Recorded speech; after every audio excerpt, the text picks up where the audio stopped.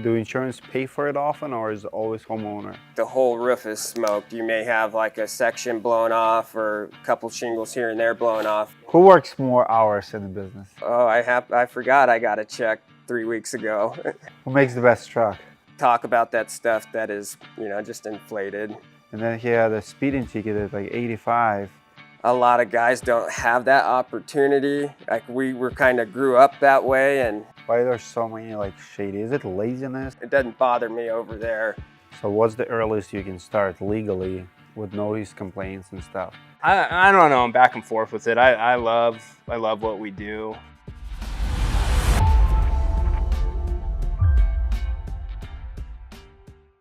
My first question, guys, it's so hot outside. Like right now it's actually not that hot, but in summertime, 120, 130 degrees. How do you guys manage heat on top of your roofs? Start early and you're off the roof early.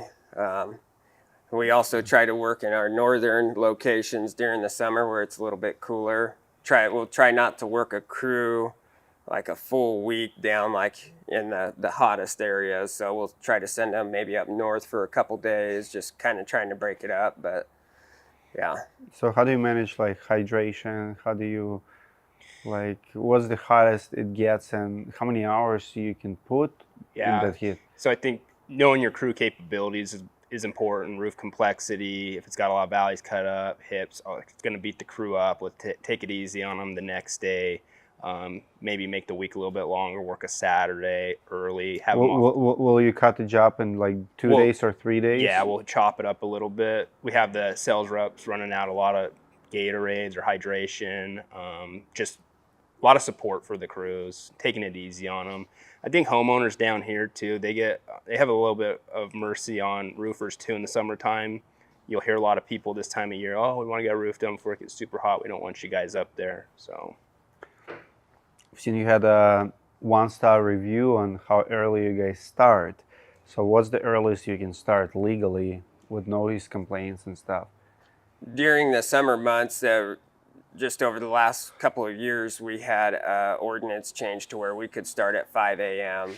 because it wasn't just the residential guys. I mean, there was everybody working in construction it was like 6 a.m. that you could start, I believe. And it's just, I mean, it's 120 degrees. You have to start at 5. Wow. Like as soon as the sun's up, I mean, we're starting. And really our guys are arriving on site probably about 4:30 or so, kind of starting to prep things so they can, as soon as it's 5, get going. What's the last time you have lost money on the job that you know of? Probably 3 weeks ago. Yeah. Yeah. What was that job? Is that the one with the college? That's probably the one that yeah. Heard that story. Any other stories where you lost the job but should have made a job? I would say for the most part, we're at least making something.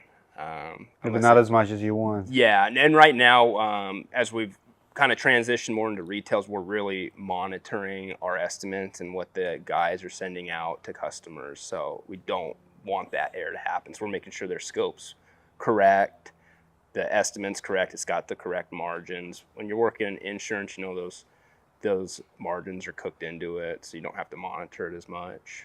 Talking about insurance, in insurance game, we do deal pretty often with a homeowner's amnesia when they get the check and they forget to pass it to the contractor. How often does that happen here? Do you have homeowners who just refuse to pay or make funny comments? Yeah. We really don't run into where they're not wanting to pay. Our guys have a really good process from the beginning, keeping the homeowner involved, engaged. They know everything that's going on in the process, so they're included in all our communication on the front end. And I think that really kind of helps that homeowner feel a little bit better about it, a little bit more secure. So when it comes to the time where they get that final payment, it's not as big of a deal to get it. They're usually pretty easy to deal with, but there are those people, oh, I forgot I got a check 3 weeks ago. Yeah, we did have one recently. Yeah, we did have to lien the property, and they ended up paying. But after you liened it? After we liened it. What was the excuse? The depreciation was theirs, and they could do what they want with it. Mm.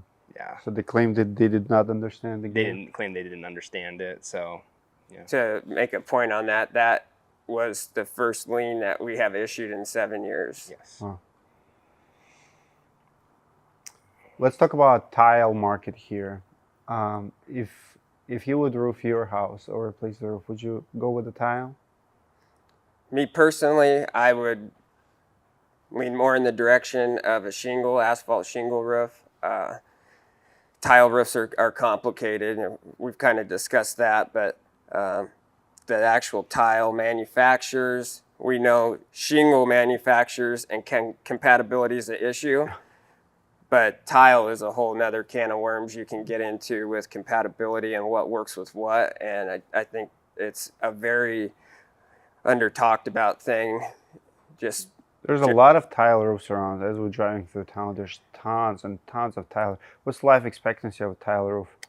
Well, the life expectancy is long, but the underlayment life expectancy is relatively short. No one's talking about it. Yeah, no one's talking about 18 years. It's 18 years. Yeah, you're probably looking at getting it done. In the So what next couple happens years. after 18 years? It started leaking. It But starts leaking, it deteriorates, the battens become disintegrated, and all the penetrations will start leaking, skylights. You just have a multitude of issues, and it just seems to compound throughout the whole roof. So guide me through a replacement or repair process on the old tile roof. What do you guys do? What's a reset and... yeah. So we're gonna go out to the property. We're gonna lift all that tile. So we have to lift and reset? lift and reset. Yep. So when we're just doing an underlayment job, we're doing lift and reset. Guys are gonna go out. They're gonna stock all that tile, and we do it in a manner where we can access a slope or a bottom half of a slope, dry it in, and then they'll move tile back. The issue is when you get to the end and you're gonna have breakage moving tile around. It's some of the tile will have mastic on it, pipes, specific cuts. If you don't set your lines and your battens aren't exactly the same as they were on that initial lay, you're gonna have like some stuff not quite work. So you're gonna need some replacement tile, and replacement tile is really where the big issue's at. To find exact match? yeah. So a lot of those tile manufacturers made that tile 25 years ago. Obviously it's discontinued. They're no longer making it. Boneyards do have it, but as much tile work that's been going on, all the boneyards have pretty much been depleted. So it's a struggle to find something that matches exactly. We can find something that's compatible, but a specific match can be challenging on certain tile. How does the insurance treat those leaks or those roof problems? Do insurance pay for it often, or is it always homeowner? So, and we get that question a lot. Somebody might get a leak and they're like, oh, we see you guys work with insurance companies. Like, I want to file a claim on my roof. We go out there, they have a leak, but you go up on the roof and it's age, it's wear and tear. So they'll cover a lot of times the interior leak and maybe pay you out on that. But as far as the roof goes, no, they're not paying anything out on that unless you have maybe some wind blow some tiles up. We have seen that. We have had some claims like that, or a tree branch may fall on a roof. So there is a route there if you have a discontinued tile, and maybe a tree or wind, whatever the case is, you might be able to run a claim on it. But generally speaking, it's a uphill battle. Is there a way the homeowner can maintain? Because at that point, if it's just an age and it's not a maintenance, like insurance often argues that as a homeowner, it's your responsibility to maintain, caulk your siding, like exterior. But here, you can't do that, can you? There is maintenance that people can perform that I think goes overlooked a lot of times on tile roofs. So valleys, things like that, leaves, debris really build up in them, and then you get that water backing up, and it will, compromise some of that underlayment. Dirt gets up in there. And I think, if homeowners had somebody come out annually, blow out your valleys, make sure you don't have any tiles that are misplaced, those type of things. Because a lot of times, in a lot of roofs we replace, we might go out to the property and they have 1 or 2 tiles that have slid out of place, and the underlayment has been exposed for, a year, and there's decking. So that's just making sure those things are taken care of, like maybe like on an annual basis, I think would really prevent a lot of that. How else is Phoenix market is different from East Coast, like from the rest of the country? Because you guys probably watch a lot of content, you go to trainings. I feel like I'm in another country almost. Everything is different here. A lot of different roofing systems that you have to learn and have to know. So I do think there's some advantages to that. You become more knowledgeable, knowing tile, knowing flat, knowing shingle. We don't have any off season. On our northern market, we do take some time off, but we're working every day of the year. So those other markets, they get a time off to work on their business, work on their systems, their processes. We're in it every day, so it can be kind of hard to develop a system or process for something that you may have an issue with in your business or you may need to work on. Talk to me about ITEL Report. How often do you use it? How accurate it is? Yeah, so being in Arizona, just in general, I mean, we don't get the storms that, you guys see back east with the big hail, but we do have our monsoon season, big winds, so we do deal with a lot of wind claims. Typically on a wind claim, it's not like the whole roof is smoked. You may have like a section blown off or a couple shingles here and there blown off. And for us, being knowledgeable on the shingle that's on the roof, and when we're running that claim or working that claim with the homeowner, they'll issue repairs, and then we're having to do an identification. So we'll send it out to ITEL. A lot of times that's what the carriers prefer, and then we like to use NTS, a little bit more accurate, but they'll basically identify that shingle if it's still in production, if there's something that will work, and then we can kind of proceed with it from there. Who's more accurate, NTS or ITEL? NTS. Is insurance accepting NTS yet? They're starting. Some carriers are starting to. I think there's a lot of guys that are starting to use it, and it's the data's there on the report. It's pretty hard for a carrier to deny. So what about tile roofs? Do ITEL help you with the tile roofs, matching and manufacture? Yeah, and we have had some claims like that too, where you may have a old Monier tile, and we'll send it out to an ITEL for identification. And NTS isn't doing concrete tile, I believe. So we're kind of limited to ITEL in that regard. Biggest expense you didn't see coming in business? You both partners. Talk to me about like business side of like maybe surprise audit, maybe like what surprises you in this business? Insurances, probably. Yeah. Insurances? Yeah. Work comp. What was your biggest audit? Well, you just went through all that. You were handling that. Yeah, workers comp is obviously a thing. It's a difficult thing for roofers. How much did they say you owe? Well, a couple of years ago, when we were kind of coming up and I was going through all these things and learning it, I think the largest I had was maybe like a $65,000 workers comp audit. Did you have to pay it? No. You fought it? Yeah, we had the documentation for it, but they did try to, get us to pay it. When you're growing and expanding, it seems like there's expenses every day that are unexpected. Vehicles, guy needs tires, transmission went out on a truck. You throw that in the mix with marketing and whatnot. It's just like, oh my gosh, we're spending money every day on everything. Yep. Just run the Sounds office. about right. Yeah. But vehicles are definitely. We probably have paid for more windshields. We could keep a glass company open, I'm sure. Why? I don't know. Just guys are on the road a lot. Chips, and then you don't get chips taken care of, they ultimately crack. So. Wow. I remember I bought a Chevy truck, dually, 4-door, paid like $7,000 for it. Not a big deal. 100,000 miles, 6.5 diesel.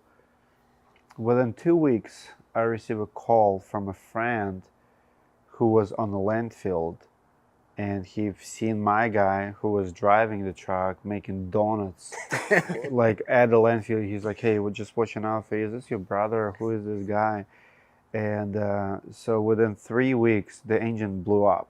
Really? So like actually, so we have problem with the engine, and I have a call about reckless driving on the landfill. So the guy was just like burning, like with a trailer, right? So you have a heavy trailer with the shingles, and he was just like whatever he was doing, and then he had a speeding ticket at like 85. You don't drive trailer at 85 with a diesel. Yeah. You go, and sure enough, $6,000 engine within first month me buying the truck. Yeah.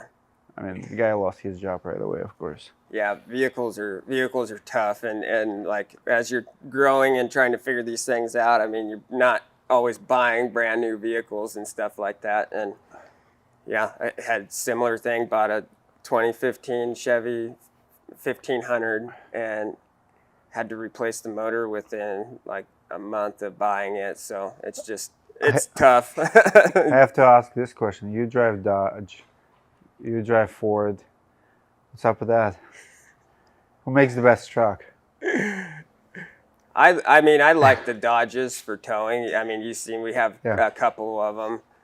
We have like 3 Dodge dualies that are pulling all of our big heavy trailers. I won't argue with that. I think they Yeah. do tow a little better, but I think the Fords look a little better. Look. So you buy trucks for looks? No, I don't buy it on looks. It still do the job, but like our Benjamin's driven Dodges forever and towing trailers to the dump every day. And it's impressive to watch those things work day in and day out. Every single day they're towing dump trailers that are, yeah. I personally think Dodge looks better. Let our audience decide. Guys, comment below. Dodge or Ford, which truck looks better? Have you ever been short on your payroll? Like Friday comes in and you're like, we have to sell something. Sell a kidney or a house. Never. But never? Never. Never. No. Everybody gets, that's a big point of ours and has been a big point of mine from day one is people have to get paid on time. How about paying yourself? Did you have times where you could not pay yourself on time? Leaders eat last, they say. Yeah, and that's definitely true. We haven't really been in a position like that, though. I think we've been very conservative with our finances as we've grown, invested a lot back into the company, and How do you pay yourself? Salaries, profit, like distributions? small salary and yeah, distributions. Talk to me about working with the family. You have 2 brothers. What kind of chemistry you have? Do you argue? Do you fight? How do you keep each other accountable? Never. Who works more hours in the business? He does. Yeah, probably. Probably. But I just had a new baby. So. Yeah.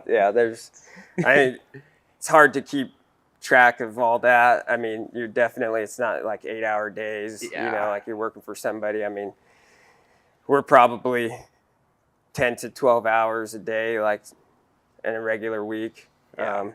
It has its challenges. What's the last big argument do you guys have? What was that about? I want to hear. I'll let you go. Concrete claims.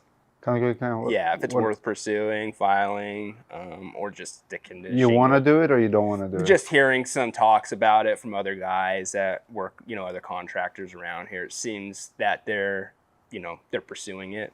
So something that our guys have been asking us too, because we're a little bit away from a storm.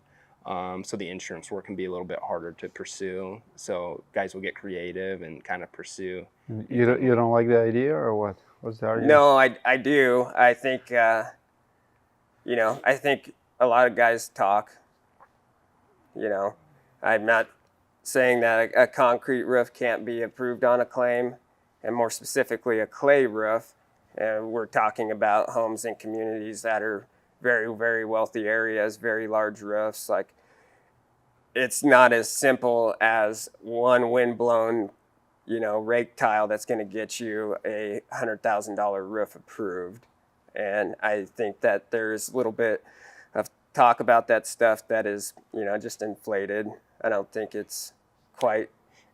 Yeah, and I think that says a lot about kind of the state of the insurance claim market, wherein guys are really struggling to get approvals on shingle roofs. So they're searching for something to go pursue and that they can get. And that, if you're straight commission, I only need one big job to make up for 5 shingle jobs. Yeah, I mean, kind of to that too. It's like we've spent a lot of time, a lot of money, a lot of hours. Like we go back east, Nashville. We were just in Atlanta with John, and spent a lot of time on our education and our knowledge on handling claims, especially partials and just the claim resolution side of it. And we know what really goes into it to get a roof approved that is issued repairs from the beginning. And a lot of these guys, they're not even getting these shingle roofs approved. I know that a sandcastle clay roof is a far stretch for some. What are the newest products that you've seen in the market that excites you? Shingle products or any accessories maybe? That owns core underlayment. What is it called?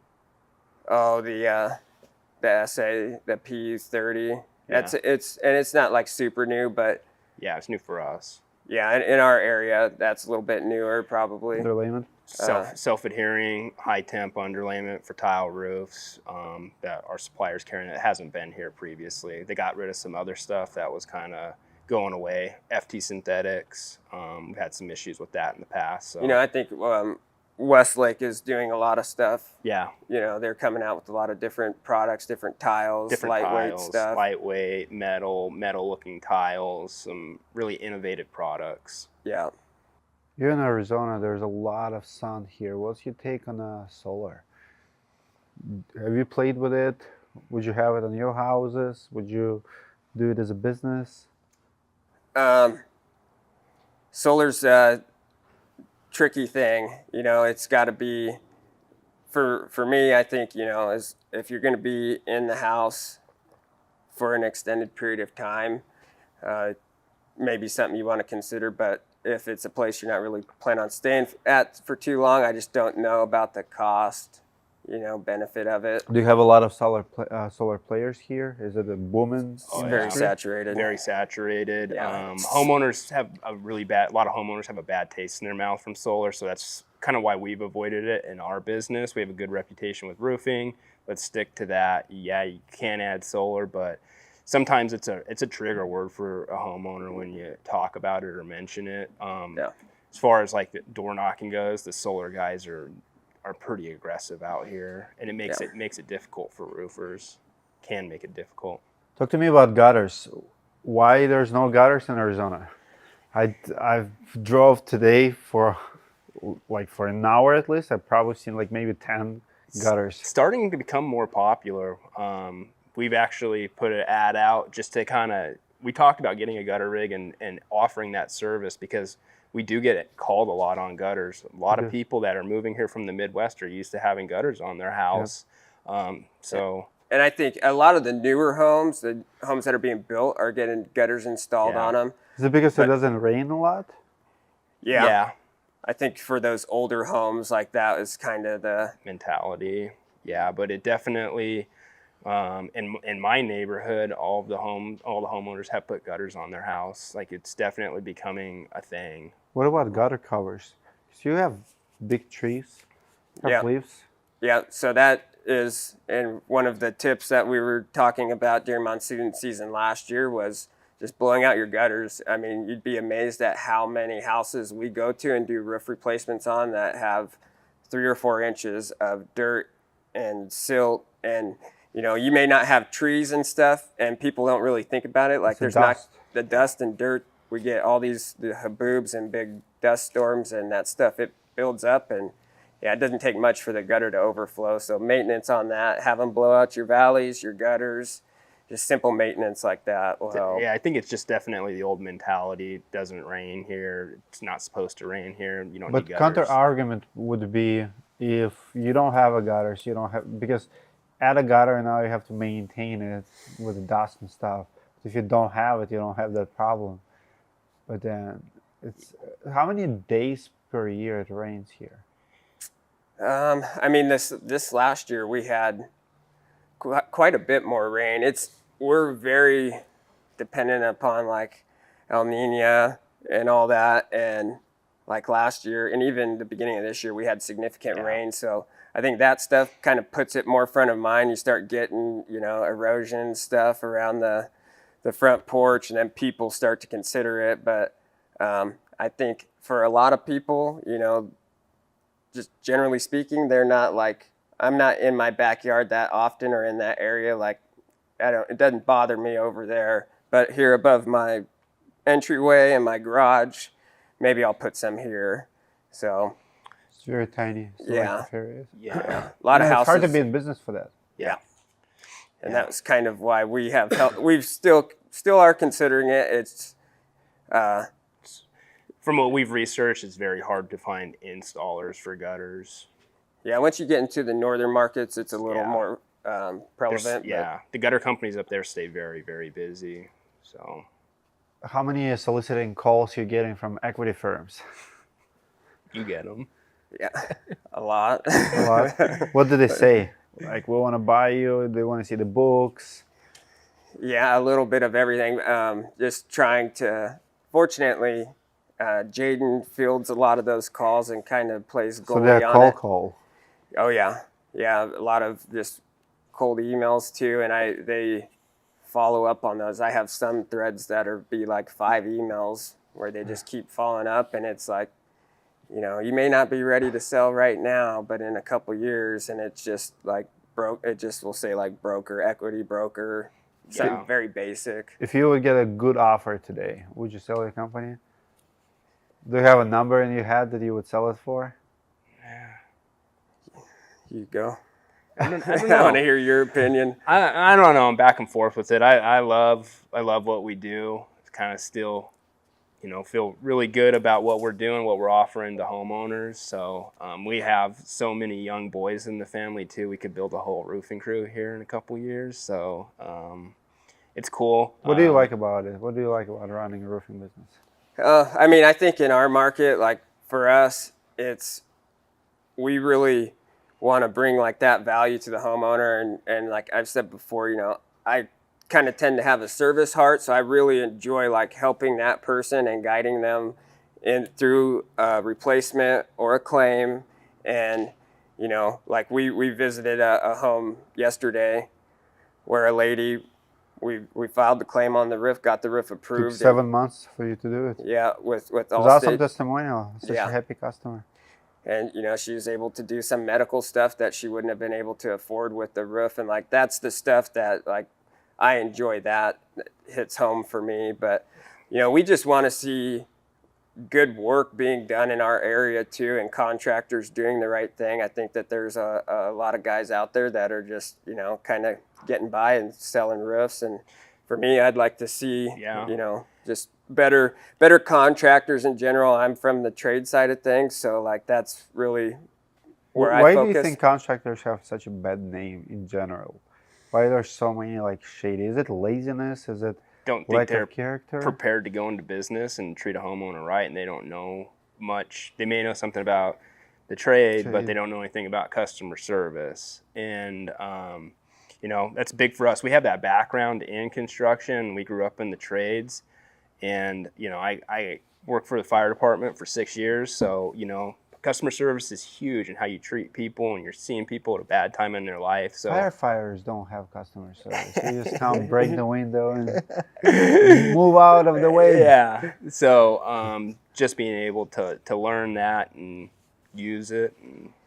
And I do beneficial. think that there is a lack of just general construction knowledge too. There's a lack of like trade schools and stuff like that for like a young guy to really learn. I mean, the only way you're going to learn is by being, working on a crew or something like that. And I just think, a lot of guys don't have that opportunity. Like we were kind of grew up that way and were raised that way. So it's Most roofing owners come from the sales side, not the construction side, and I think that Come from both. But Yeah. I agree. There's a lot Yeah. comes from sales. yeah. Awesome. Well, thanks for being a good guys. Sheldon did a great job with the insurance company. It was a real battle, but Yeah. but Yeah, they human. tried to make it difficult on us. Yes, and they change adjusters. Yeah. I thought it was only twice, but actually it was. And then Michael, Yeah. and then Mr. Underdew. Yeah. Oh, a lot of them. They kept. It was like a soccer game. Okay, so what do you got?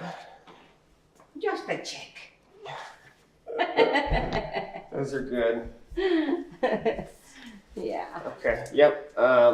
So I'll get this back. Courtney send you receipts and everything. And then I'll get you all the warranty paperwork.